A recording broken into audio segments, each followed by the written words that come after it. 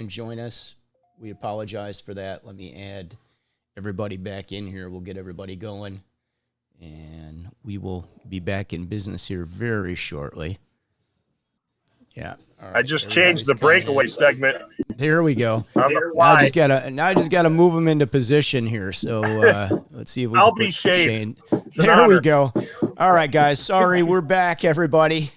I apologize for the technical errors. We are on new beta software. We've been trying this thing, and it's been working really great. It's pretty cool, but we got some kinks we have to get out of it, apparently.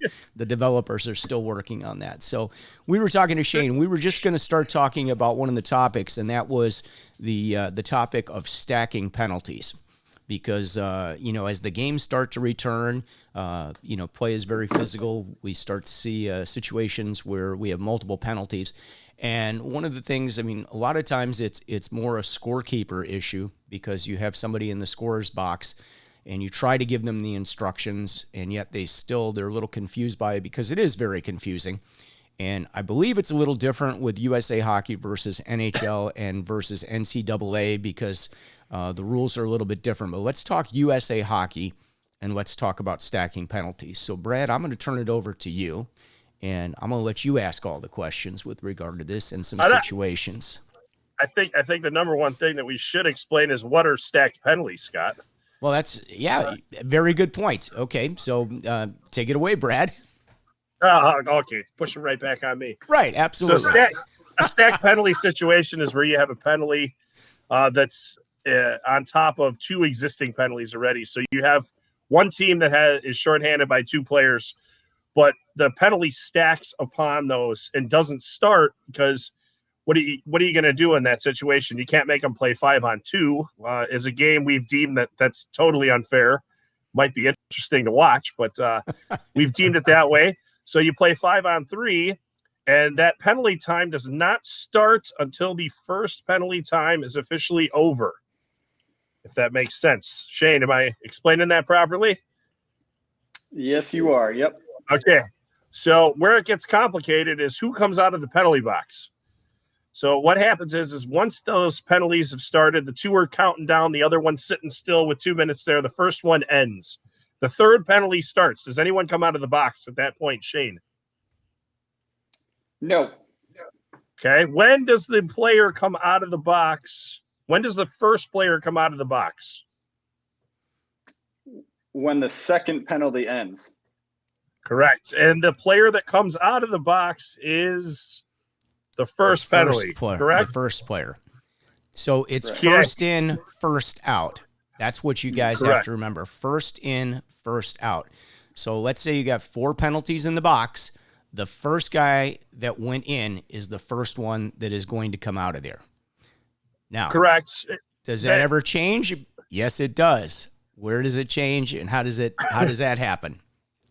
Changes in college hockey, but Steve Drew is our former referee-in-chief.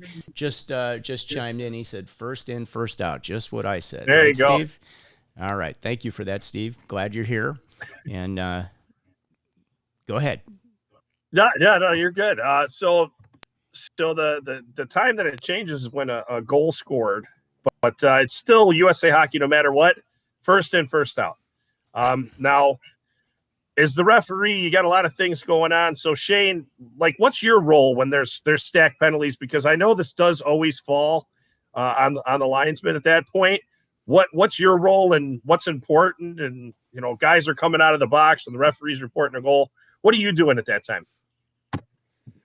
Well, I'm glad you asked because as a linesman, we are the ones close to the boards, and there have been multiple situations, even in pro hockey, where these scorekeepers do it all the time. They're not just volunteers, but they still get confused by that. And there have been times where there's a couple seconds left on one of the penalties, and I'll kind of back up to the box and kind of motion to them, keep him in there, or he comes out or something like that during play, because the last thing we want is for someone to come out and now we got 4 guys, but it should be 5-on-3, and then a goal is scored or something like that. So I think linesmen, it's huge for us to, one, know what's going on and know what is supposed to happen, and also to relay that message to the scorekeepers and the penalty box attendants, and not just assume that they know. Even if they were told by the referee, That was 2 minutes ago. They could, forgot the whole conversation. So I think it's one of the situations where linesmen can definitely step in and stop something from happening before it does. So let's ask this question. Let's say the scorekeeper does make a mistake and they let a player come out of the box early. What happens if they score a goal? This is always a USA Hockey test question, by the way. This is something you guys need to know, so we're just going to cover it. So the scorekeeper accidentally releases a player illegally into play. Scott, is that what you're covering? That's what I'm saying. So they made a mistake. They've just made them. It's apparent. They just made a mistake. They let the guy out of the box, and now the team scores a goal. What happens? Well, Shane, you want to take that one? All you, Brad. Okay. Apparently I should be sending these questions in advance. No. It should be like no. It's all good. It's in the situation manual. The goal doesn't count. Right. Yeah, so. It's the one time in U.S. in rules that a player inadvertently allowed to back out on the ice, I believe is how it's worded in the situation manual. Neither team can score at that point. It's kind of awkward. And, the worst part is the playing time doesn't go back on the clock, just the penalty time that they've been let out. So you've already played that time in USA Hockey, so it's over. And penalty time is based upon penalty time served actually physically in the box. So if they inadvertently let him out, you put it back on the clock. And the other thing, there's no penalty. You're not going to assess a penalty to the team for having too many men on the ice or too many players on the ice based on that situation if it is a scorekeeper error. And you will see this, guys. I mean, it's going to happen. I mean, happens a lot. We've all worked games where, we have somebody that's new that can't even put the penalty times up on the clock. And that can be really tough. You're working a high school varsity game. It's a physical game. There's penalties. And they can't get the times up on the clock. It's going to happen. That's where, take your referee pad out, write down the time, or, memorize the time that the players are coming out, let players know, communicate. Are you scratching your hand there, Brad? Write it on your hand. Write it on your hand. Okay. Yeah, you could do that too. Steve said that about, coaches' names. You can use your hand for lots of things. We got a couple comments. TJ says, you don't have to worry about stacked penalties when Brad and TJ ref a game together. Well, it's funny, TJ, is Mr. Drews is watching right now. And right. And Steve didn't have a penalty in as well. He said, did you hear the bus horn? Good thing our friends are watching. That's right. And we appreciate them watching too, because we do this every Wednesday, guys. And, we've been having a lot of fun with it over the last 3 months. I don't know how much fun you guys are having when we're having technical difficulties like we did. But I'm excited for this new software because I think it looks pretty killer personally. But, if it doesn't work, what can I say? Hey, Scott, let me just cover real quick here. There's a story there. We refereed a high school game, me and TJ, and the players were very behaved that game. Very, very, very behaved. And there were, the referees didn't have to call any penalties in a 4-man. And, it was, well, are we going to call any penalties? And we're kind of like, I don't know today. Sometimes it just works out that way. And we got off the ice and we went to go have an adult beverage afterwards. And the head coach of the one team came by and, there's high fives and, a pitcher placed at our table. And then all of a sudden the president of the other club comes by and there's some more high fives. And I think TJ signed some lady's autograph pad. And, we got out of that game. They're far, far and few in between. It just worked out. I'm not exactly saying go out and call no penalties, but once in a while it just happens that way, and it did. It's nice to get a no-hitter. Mr. Drews was on the game with us, so he was a witness, and his story may be a little different, but that's how the game went. And I know TJ was signing autographs afterwards. So Cam Neely says, great show. I don't know if he's being facetious or not. Yeah. Was it better when we were off the air or on the air? Brad, that's where you want the linesman to come in and call it too many men with 30 seconds left to ruin that no-hitter. That's yeah. Well, the good thing is The referee oversees the entire game. Remember that. And if you call that with me out there, I'm going to come by and be like, just so you know, you can go sit in the penalty box. That's right. No, it doesn't happen often. So, we joke about it, refereeing, 21 years. It doesn't happen a lot. So when you're fortunate enough, it does become a memory. Let's put it that way. And we had great linesmen that game. That's why it was able to go so good. If anybody has any questions with regard to stacked penalties, put them in the comments. We'd love to answer them, and I'm sure you guys will try to trick our panel up here. But, we welcome any of your comments with regard to that or your questions. So, again, just type those in, and we'll try to get them answered for you today. We are going to move on. I did mention about the golf outing, so that's next week, guys. Again, if that came off where you didn't catch it, we're going to go to Bloomingdale Golf Club. We've got a shotgun start. 9 a.m. Friday, October 16th. It's a great time. We had so much fun last time. We're doing this for a second time. We all need a little referee camaraderie. So we're looking forward to having everybody out there for that. I know, Brad, you're going to join us for that. Shane, you want to come back to Chicago and play a round of golf? We'd love to have you out there. I'd love to. Can someone get my flight? Yeah.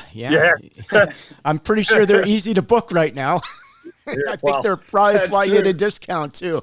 You just need goggles and a plastic bag to go over your entire body, and you can get on that airplane. But all right, so the other thing we wanted to talk about, this is going to be part of Brad's breakaway today. So let's do the full roll here.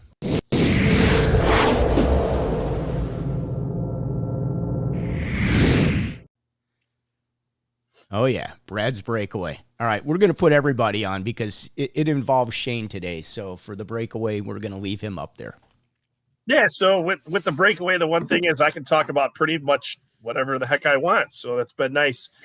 So I wanted to discuss something that's very near and dear to everybody in Illinois in officiating, the Ben Allison Award. So if anybody doesn't know who Ben Allison is or was, he was a very young official that was aspiring to go very far, and unfortunately, tragically, he was taken from us walking to school one day down at ISU, and USA Hockey has put together an officiating award in Ben's honor, and his parents are great people. They do a scholarship as well for officials, which I believe they opened up to the entire country this year, Shane, not just our district.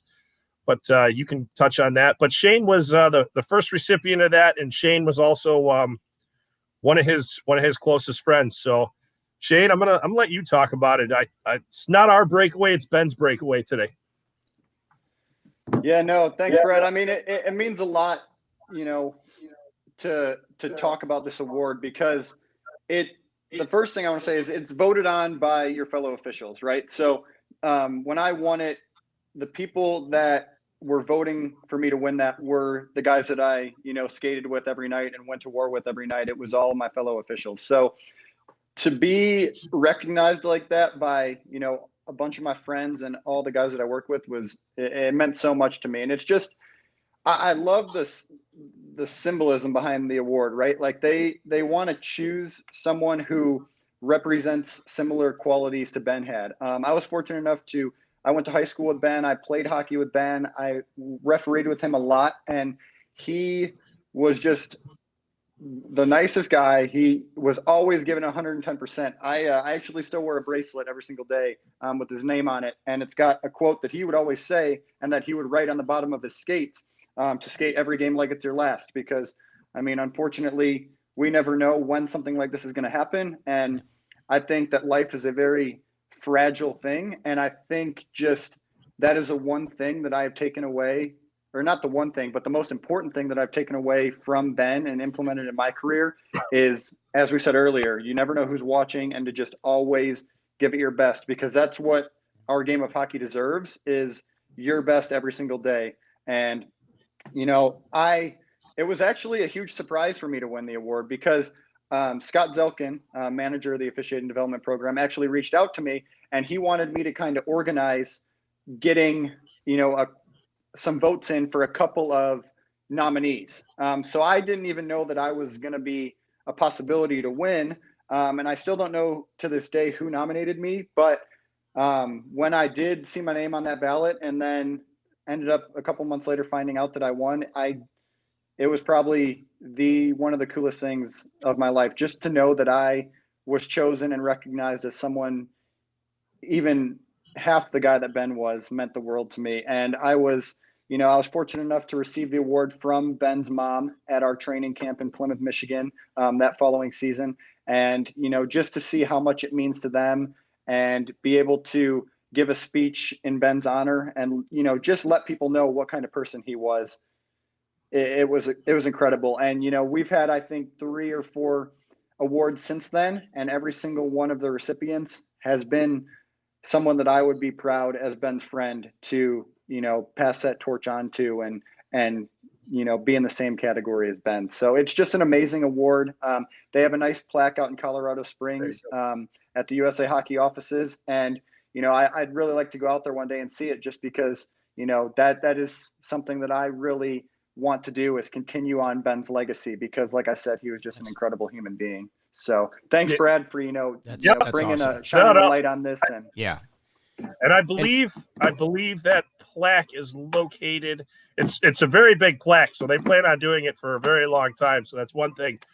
But I believe it's located next to one of the meeting rooms that the coaches use in order to discuss how USA Hockey is going to continue educating players and stuff like that. It's not hidden away. If anybody ever gets a chance to go to the USA Hockey offices, I got to go a couple years ago.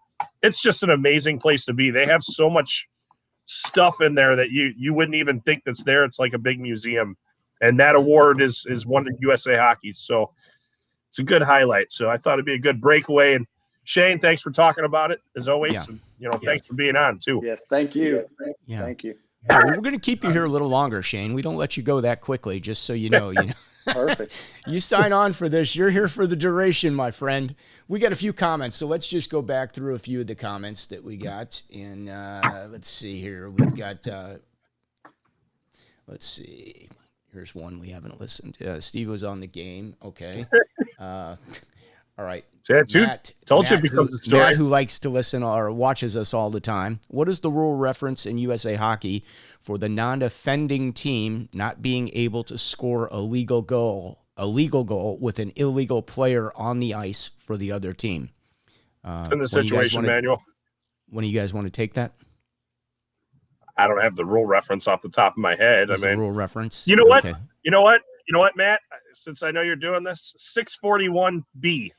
Go look it up. All right. And for all you guys out there that are watching, I want you to go to your rule book right now and look at 641B, because that's a very important rule that you need to know that you can recite to coaches on demand. Okay.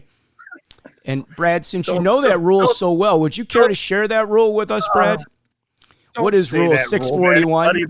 So that when the coaches hear us say 641B and they look like, and they start going to look for it, what are they going to find in there, Brad? That the rule book ends at 640. There you go. It's whatever Brad says it is. Okay. The 641B, that's another funny story. Let's not talk about it, but it's a joke amongst referees. That's right. There we go. Cam says, hope you make it to the NHL, Shane. You're a terrific official and you're an outstanding person. So I think that says it all right there. Thanks, Cam. That means a lot. Yeah. It's, even me, I've been around for about 8 seasons now. I actually worked a number of games with Shane when I was really starting out, because Shane's been around a long time, even though he's a youngster. But, having the privilege to work with you and possibly be able to say, I worked with that guy before he got to the NHL. So we're all rooting for you. So the first game I got to skate with Shane was at the United Center State Championship, high school combined. That was the first time I saw him, and he was 19 years old. And if anybody wants to go look up the article, it's in the Chicago Tribune. There's a beautiful article. I got to be in the photo with Shane on the ice. That's about it. Other than that, but it was like good time. And Mr. Kousel says, does Shane have cookies on this call? I don't know what that means. That's probably an inside joke coming from the president or from the referee in chief. But referee in chief, RIC. Shane. So remember, Shane's younger, so we used to kind of pick on him a little bit, helping out with seminars. And Shane likes cookies, so we would always stick a bunch of cookies in his bag from the lunch. And, he would be like, "What is this?" And he'd still eat them, but it was just our little way of razzing. I don't know how much of a joke free cookies is. I just take them and eat them. All right, Steve has another. He said, any updates with the AHL? What are you guys hearing? Are you guys going back? Are you starting training camp, or what's happening for you guys? Yeah, it's been interesting actually. So back earlier in the summer, the AHL was actually going to have their first training camp for officials. The way they do their officials, it's kind of more on a regional basis, kind of more like local guys. But they were going to try for the first time to have a training camp. Obviously, with everything that happened with the coronavirus, that was canceled. But as of now, and it's information is few and far between. I think December 4th is when both the ECHL and the American League are going to be starting up sometime in the beginning of December. That's obviously subject to change with, we don't know what's going to happen next week or the weekend after, but that's right. As far as I know, that is a plan is beginning of December. Okay, yeah, that's good stuff. Justin David says he voted for you, Shane. So there you go. You got to vote. Thanks, Justin. All right. We're continuing. We do this every Wednesday, guys. This is the Ref Room. You can check us out. The replays are up on YouTube. You can get them at youtube.com/c/Ref Room. You can find us on Facebook in Ref Room. So we've got the group Ref Room, and we've got a page up there for Ref Room. So replays are up there pretty much automatically. It takes a little time for them to process. What else you guys want to cover today? I mean, we talked about the stack penalties. We've talked a lot of hockey. We got a couple minutes to finish up here. If there's any questions, send them our way, guys. Put them in the comments. Let's talk about Shane's experience with international hockey. How Sweden, right? I think you went. Is that correct? Switzerland, yeah. Started with an S. Yeah, no, actually, I was kind of going to touch on that until everything with the technical difficulties start and everything. Oh, but, sure. Throw that in our face. There you go. Yeah. Well, I'm not running nothing. Shane, that was a setup, Shane. We did that purposely just to get off international hockey. I was going to say, Shane comes on the show and we have all these technical difficulties, right? Yeah, no, right. But this past summer, or not this past summer, last year, actually, I went to the Elite Experience, which is the highest camp that USA Hockey offers.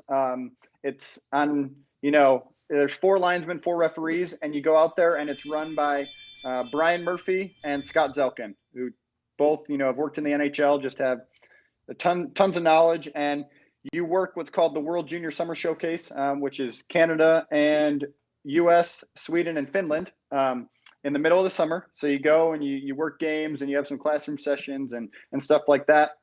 And, if you have a good showing, you are fortunate enough to get your IIHF license. And I didn't expect to get a tournament my first year. But, October rolled around and Matt Leaf reached out to me and asked to submit my resume to go to the 2020 Youth Olympic Games. And I'll be honest, before that, I had never even heard of the event. It happens every 4 years. So that could have, a reason for that. But, when I found this out, I was just through the roof excited, but I still had to, send in my resume and there was a chance I wouldn't get accepted. So sent that in, found out I was accepted and went over to Switzerland, Lausanne, Switzerland for 17 days in January, right before, everything started with the pandemic. And it was easily probably the best experience of my officiating career. Just being able to work with officials from around the world and seeing the differences, the way that they come up, the differences in how they do things during the game, and just the challenge of having to communicate with people from different walks of life and, and be a team out there was just incredible. And the 2020 Youth Olympic Games was unique in itself. So the first half of it was a 3-on-3 tournament. It was the first one that they ever did. And we didn't really know how that was going to work out. And it ended up being just a blast. It was the best kind of 15, 16-year-olds in the country from all over in this 3-on-3 tournament. And just seeing guys play from different countries on the same team was super cool. And then the second half of the week, or the second half of the trip, was the Six Nations tournament, which is 6 different countries competing for the gold medal, gold, silver, and bronze. And I was fortunate enough to work the bronze medal game. U.S. ended up playing Russia in the final. They came in the silver medal spot. They couldn't beat Russia, but it was a great experience. Being over there for 17 days, we had a lot of downtime. We were able to travel to, Bern, which is the capital of Switzerland, and just hang out and, get away from the rink too. It was incredible. And I'm hoping to, keep going and get a couple more tournaments, because international hockey is just, it makes all of the hard work and all the sacrifices that you made over the years worth it, right? Like, it's one of a kind, really. I have a question for you. Oh, go ahead, Brad. Do they still have levels of classes, licenses, A, B, and C? They still have that, or they switched that? No, they do. I don't know how you could find out your own. I think that's kind of a thing amongst the supervisors. If there is a way to find out, I'm not too sure. But there is, A, B, and C, I believe. And I think that's based off of, your week at that elite camp, and then obviously based on your future tournaments and things like that. So I can't touch too much on that, but there definitely is, I think, what you were talking about. No, that's cool. I was fortunate enough to live with two roommates that both had Class C licenses. So a Class C license is if the United States, because we're United States citizens, if they're playing an international team on United States soil, you can work the game. A Class B license is if the United States is playing out of the country in the game on other soil, you can officiate the game. Class A license, you can referee anybody. So that unless they've changed that, which they could have, that was, I'm going to age myself here, about 16 years ago. So, but I was fortunate enough to live with two guys that both had Class C licenses. One possibly may have a referee supply equipment business. So, we can throw Reek a little shout out there. And I know that's a joint venture between him and a couple guys. That's Plugola. That was Plugola. You go to jail for that, Not on this show. Who's going to stop me? Huh? Right. I mean, that's the only thing you could do is kick me off by, punting me out of here, which we've already happened twice today, We'll suspend you for like 3 minutes like we did in the middle of the show. Yeah, there you go. So, but I just wanted to ask, and, the one thing that Shane pointed out was travel, and you get to go to someplace that you probably may have never have gone to. Guys, even reffing, in the ODP, you don't feel like you have a lot of time. But I can tell you, instead of, sleeping in till 1 o'clock in the afternoon and getting lunch and whatever, there's a ton of stuff in these little towns that you'll, be able to go see. I think I went to every zoo that there was when I worked in the officiating program because I happened to be in that city. And, it's something to do. So take advantage of it. Talk to the locals. Go find out, the local food place, you don't always have to go to just the adult beverage warehouses. So, go out and experience it. And I think that's one thing that officiating brings us that a lot of people don't really realize. Shane, you got a trip to Switzerland, which, I'm probably never going to go there in my life. I don't know if that was on your bucket list, Shane, but you got to go, and it's a great experience, I would think. So go ahead, Scott. All right. So my question for you, Shane, is when you're working like internationally with new people and maybe not even speaking the same language, I'm guessing, how do they get everybody on the same page? Like to go out there and everybody knows what they're doing or they wouldn't be there, obviously, but you still have to have some communication and work together and kind of be, on the same page. So what did they do to get you guys to that point? It's really nice speaking English because we go there and I think 90% of the officials that were at my tournament, and we had probably, I think 10 or 11 different countries, 90% of them spoke very good English. And nice. I think that's, I'm fortunate in that because I know if I went to another country and had to speak their language, I would be a sitting duck. I would have no idea what's going on. But there were a couple instances where I worked with guys who, knew maybe a couple words like good or, hello, stuff like that. And just a quick little story. I had a game where I was working with a Russian linesman and he was kind of, he was still working on his English, but, not enough to the point where we could communicate what we wanted to do that game. So there was another Russian who was a referee. We had a 4-man system, and he was my interpreter. So I would talk to him in English. He would relay in Russian to the other linesman, and then he would relay back to him in Russian, and then he would, the best he could, articulate. And you hope he was telling you what the other guy told you, right? Right? No, that's what I was saying. Yeah, but, Shane, you go down in that zone, go down to the goal line. I'll take this side. Don't worry about it.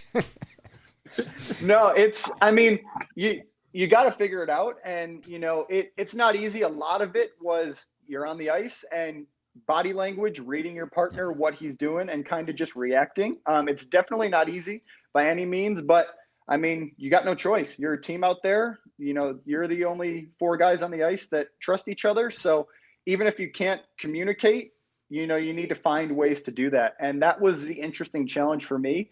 And it was a fun part, honestly. And, I learned different, terminology and stuff in different languages from around the world. And it's just a really cool experience. But it's definitely something I'll look back on and be thankful for when I come back over here and I can go, this is what you're going to do. This is what I'm going to do. Let's do it. And, it's easy. Do they let you keep your referee stuff? Because I know you guys are sponsored up. I'm just curious because I don't know. I've never asked. Do they let you keep all that stuff? I don't know about every tournament. We were treated very well. So the thing about our event was it's sponsored by the Olympic Committee, being the Youth Olympic Games.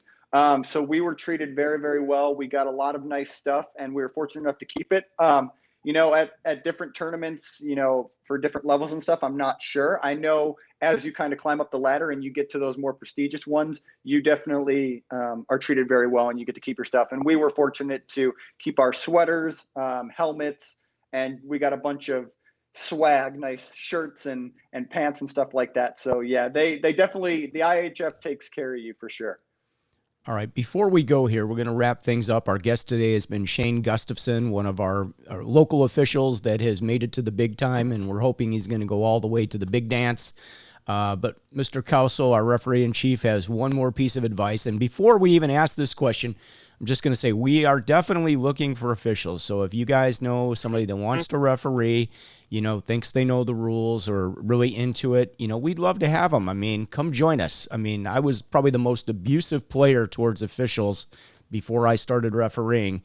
And one of my buddies challenged me to go referee. And, I switched over to the other side and have loved every minute of it. It's kept me in hockey, and I've met some wonderful people along the way and people that are so dedicated like yourself that, I've really, truly enjoyed it. So it's been a great part of my hockey lifetime and career here. So I thank you guys for that. So if you have, I know we are always trying to get the 14-year-olds to come sign up and become referees, but I'm a big fan of the guys that are 40, 45, 50 years old that have been playing all their life, that know the game, that have played at the levels, they understand hockey, they deal well with people, they can be put in a tough situation. I think those guys do a great job and they learn pretty quickly. So I'm a fan of bringing those guys on board. So if you have some friends that are in the men's league that you think would be a good fit, we'd love to hear from them. And we're definitely going to need some people this year once we get started back up in Illinois here with hockey again, because, the numbers are a little light. And is that fair to say, Brad? That's pretty much everywhere. Yeah. The one thing, I want to point out, especially for Shane, he's living in South Carolina right now.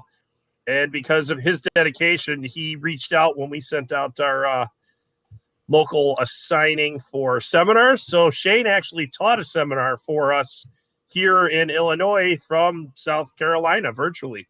It's a good year to get in for level ones because you don't have to sit in a classroom for 8 hours, get on the ice during it, eat a lunch in 10 or 12 minutes and cover a bunch of stuff. You get to do it right now here in Illinois. It's 2 nights, and then there's an ice session if you're willing to attend it.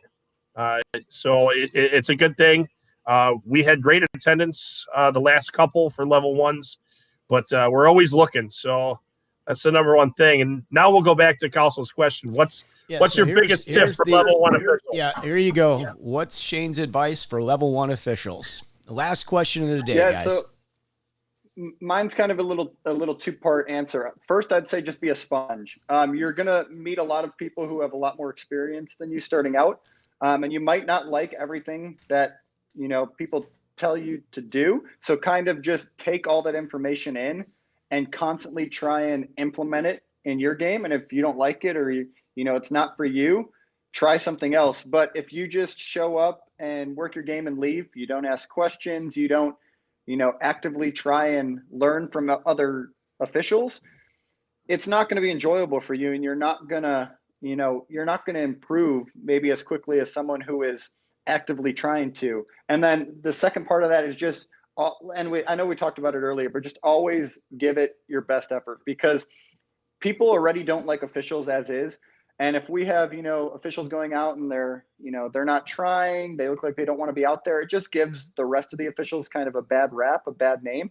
So if we're all working together to try and, be the best that we can every night, officials are going to gain respect from players, fans, and coaches, and it'll in turn challenge each of us to make each other better. So I would just say, constantly try and learn, be a sponge, and just go out and give it your best. No one can argue with you when you're trying your best out there. So just stick with it, and, officiating can take you places and, make you lifelong friends. So just give it a try. Yeah. I mean, Shane, if you didn't referee, I wouldn't know you. That's right. I mean, that he's in South Carolina, and, just a little personal note to him. Congratulations on your recent engagements. Oh, yes, you got engaged. Wow. I did. Yeah. Congrats, man. Say, four of the guys that are going to be standing in my wedding, I would not know if it wasn't for officiating. Are you getting married in Chicago, or? No, it'll be down in South Carolina. Because I thought you could find a good DJ here in Chicago. Oh yeah. Well, but I will go to South Carolina. I've played down there before. I played at Coker College. I don't know if you know where Coker College is. I played there a couple times. No, not familiar, but yeah. No, but that's my favorite thing, I think, is the people that I've met. Like Brad said, there's all these people that I wouldn't personally know or be really good friends with if I didn't start officiating. So the camaraderie and the relationships are easily the best part for me. So. Well, thanks for taking time out of your day, Shane. We appreciate it. We wish you the best of luck. So I hope you get back to skating pretty soon like the rest of us. And Brad, great to see you. We do this every week, Wednesdays at noon Central Time, everybody. Please join us. Our guest today, Shane Gustafson, referee or linesman in the American Hockey League and other places as well, international hockey and all that good stuff. We thank you for joining us. Appreciate all the comments. We'll see you guys next Wednesday. Brad, take care of yourself, buddy. All right. Yeah, thanks too. for joining us, everybody. Shane. You've been watching Thanks, the guys, Ref for having Room. me. It was a blast. Here we go.